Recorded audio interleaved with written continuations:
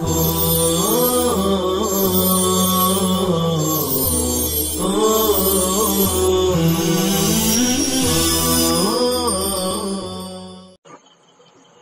اللہ الرحمن الرحیم ولما وبخوا على التخلف وارسل النبی صلی اللہ علیہ وسلم سریة نفروا جميعا فنزل وما كان المؤمنون لينفروا إلى الغزو كافة فلولا فهل نفر من كل فرقة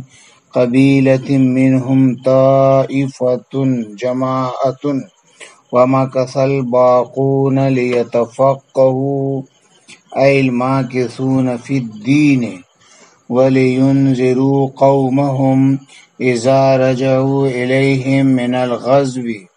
بتعليم ما تعلموه من الأحكام لعلهم يحذرون عقاب الله بامتثال أمره ونهيه.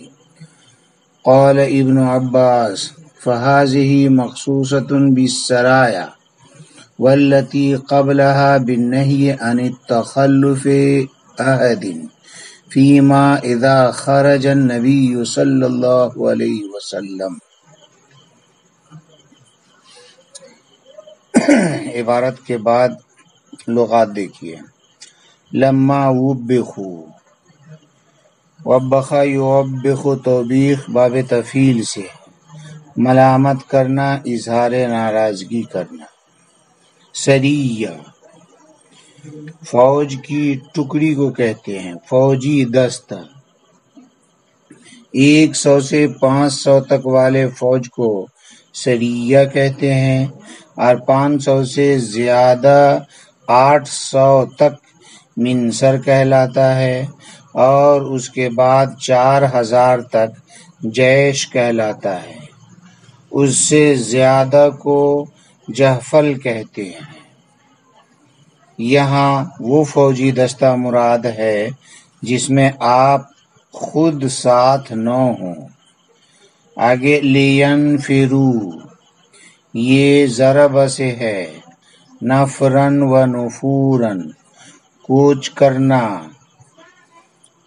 ترک وطن کر کے کسی جگہ چلا جانا. کافتن اے جمیعن، حال واقع ہونے کی بنا پر منصوب ہے. ینفرو کے ضمیر فاعلی سے حال واقع ہے.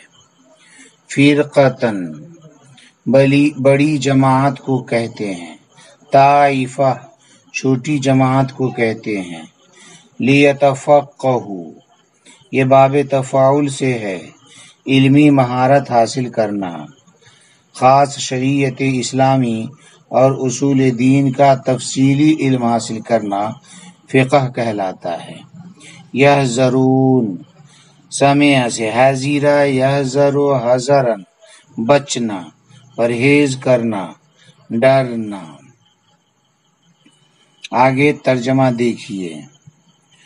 اور مسلمانوں کے لیے یہ بھی مناسب نہیں ہے کہ جہاد میں سب لوگ نکل جائیں. سو ایسا کیوں نہ کیا جائے کہ ان کی ہر بڑی جماعت میں سے ایک چھوٹی جماعت نکلے اور باقی لوگ آپ صلی اللہ علیہ وسلم کے پاس موجود رہیں، تاکہ موجود لوگ دین کی سمجھ حاصل کریں، اور تاکہ یہ لوگ اپنی قوم کو جب وہ جہاد سے ان کے پاس واپس آئیں تو ڈرائیں، ان چیزوں کی تعلیم دے کر جن کو انہوں نے سیکھا ہے نبی پاک صلی اللہ علیہ وسلم سے، یعنی احکام، اور تاکہ وہ لوگ اللہ تبارک تعالیٰ کے عذاب سے بچیں، اللہ کے حکم اور اللہ کے نہی کے امتثال کے ذریعے.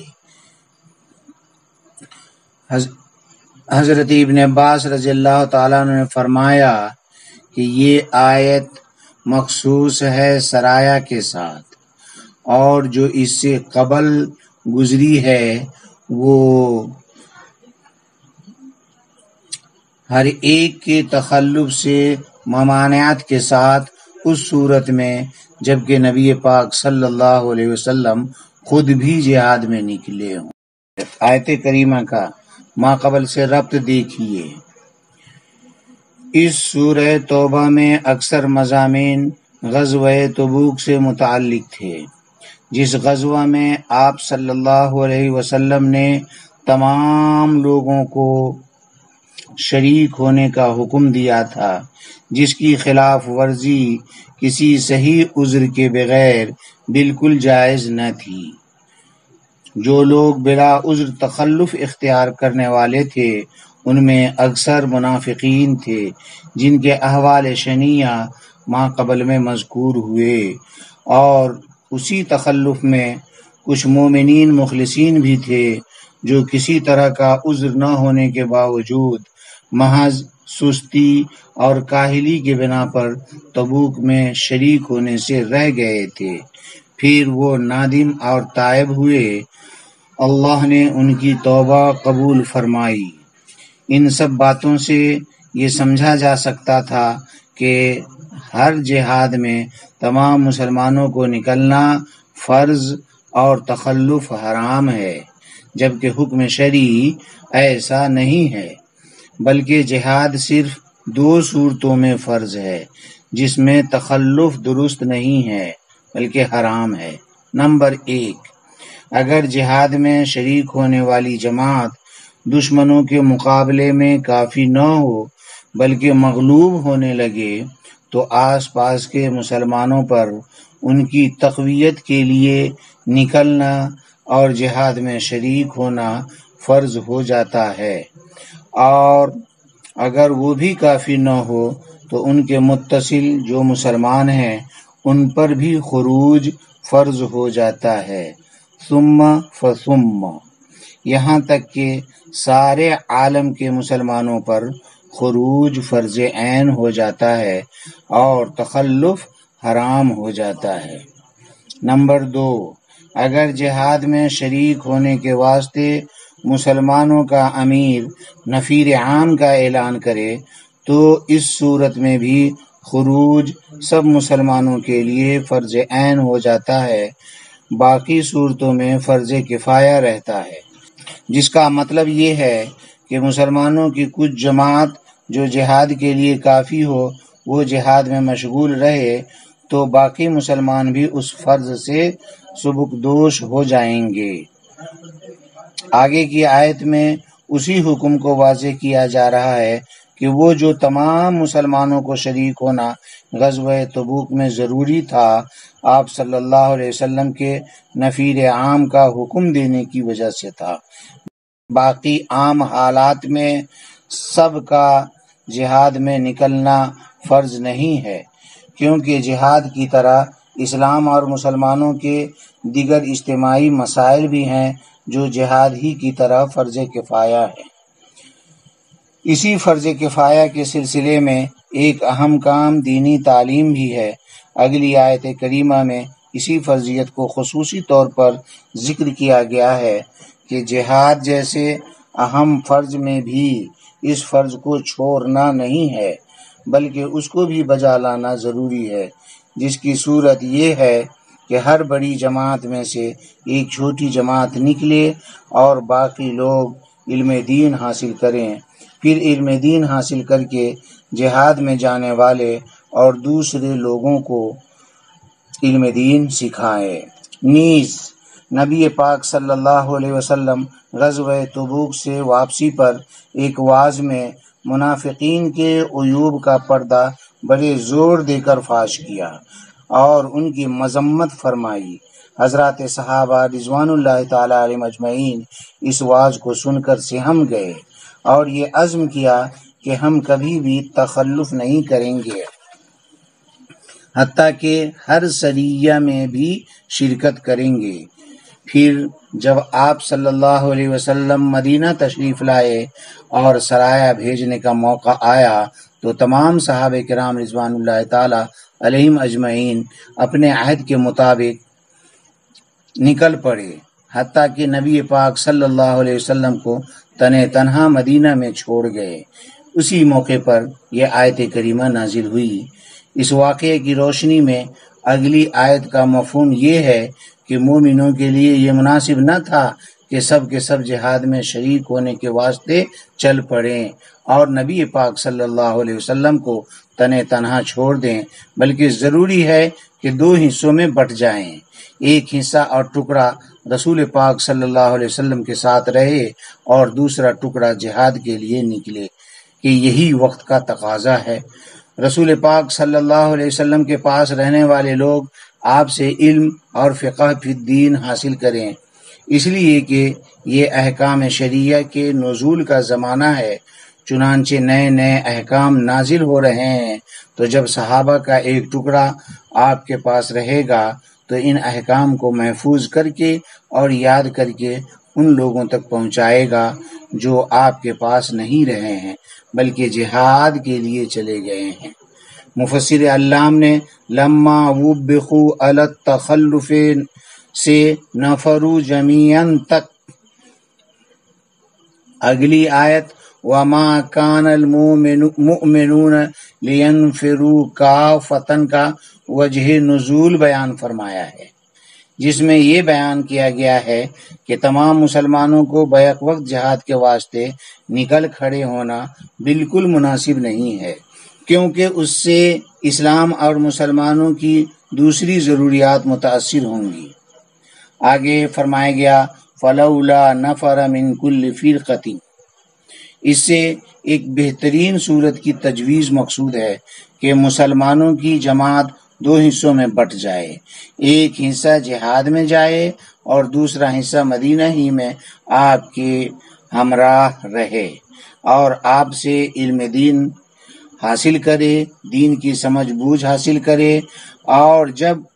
جہادی لوگ جہاد سے واپس آئیں تو یہ حضرات آپ سے سیکھی ہوئی باتیں ان جہادی لوگوں کو سکھائیں اور ان کو اللہ کی نافرمانی سے ڈرائیں، تاکہ وہ لوگ دین کی باتیں سن کر برے کاموں سے احتیاط رکھیں۔ اسی مفہوم کو آگے وَمَكَثَ الْبَاقُونَ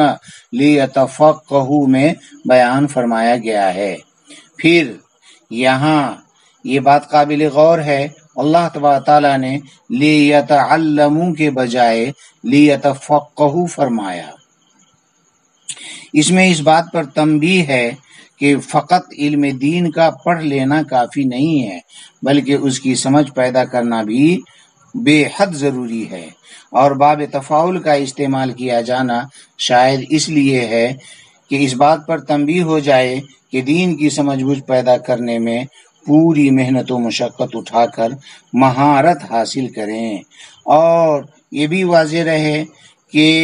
دین کی سمجھ بوجھ کا مطلب یہ ہے کہ وہ یہ سمجھے کہ اس کے ہر قول و فعل کا آخرت میں حساب ہوگا، لہٰذا اس کو ملحوظ رکھتے ہوئے دنیا میں زندگی گزارے اور اس بات کو مد نظر رکھے کہ ہمیں دنیا میں کس طرح رہنا چاہیے۔ اسی فکر کا نام فقہ یعنی دین کی سمجھ بوجھ ہے۔ آگے فرمایا گیا وَلِيُنذِرُوا قَوْمَهُمْ إِذَا رَجَعُوا إِلَيْهِمْ، اس جملہ کا عطف لِيَتَفَقَّهُوا پر ہے۔ اس میں اس بات کی طرف اشارہ ہے کہ طالب علموں کے لیے مناسب ہے کہ اپنی نیت درست رکھے کہ اپنی تعلیم کا مقصد دین کی دعوت دینا اور دوسروں کو دین کی باتیں سمجھانا ہو۔ آگے فرمایا گیا وَلِيُنذِرُوا، یہ انذار سے ہے جس کا لفظی ترجمہ ہے ڈرانا، لیکن ڈرانا کئی طرح کا ہوتا ہے۔ ایک ڈرانا یہ ہے کہ مضر چیزوں سے ڈرایا جاتا ہے، یعنی دشمن وغیرہ سے ڈرایا جاتا ہے، جس میں ڈرانے کا منشا شفقت و محبت نہیں ہوتا۔ دوسرے، باپ کا اپنی اولاد کو شفقت و محبت کی وجہ سے کسی مضر چیز سے ڈرانا ہوتا ہے۔ اسی دوسری قسم کے ڈرانے کو انذار کہتے ہیں، وہی یہاں پر مراد ہے جو انبیاء علیہ السلام اور پیغمبروں کے لیے استعمال ہوتا ہے، چنانچہ ان کو منذر کہا جاتا ہے۔ یہ بات غور کرنے کی ہے، یہاں 4 صیغے استعمال کیے گئے ہیں، لیتفقہوا ولینذروا، اذا رجعوا اور یحذرون۔ پہلے 2 صیغے جو ہیں لیتفقہوا ولینذروا، ان 2 فعلوں کا فاعل آپ کے پاس رہنے والے لوگ ہیں، اور دوسرے 2 صیغے اذا رجعوا اور یحذرون کا فاعل جہادی لوگ ہیں۔ اس طرح پہلے دونوں فعلوں کی ضمیر کا مرجع الگ اور دوسرے دونوں فعلوں کی ضمیر کا مرجع الگ ہے۔ آگے فرمایا گیا لعلہم یحذرون، تاکہ وہ قوم گناہوں سے بچے۔ اس سے اس بات کی طرف اشارہ مقصود ہے کہ عالم کا کام صرف اتنا نہیں ہے کہ عذاب سے ڈرا دیا اور بس، بلکہ اس پر بھی نظر ہو کہ ہماری بات کتنی مؤثر ہوئی، ایک دفعہ نہیں تو بار بار کرتا رہے، تاکہ اس کا نتیجہ یحذرون کی شکل میں ظاہر ہو۔ مفسر علام نے عقاب اللہ ذکر کر کے اشارہ فرمایا کہ یحذرون کا مفعول محذوف ہے، آگے بامتثال امرہ و نہیہ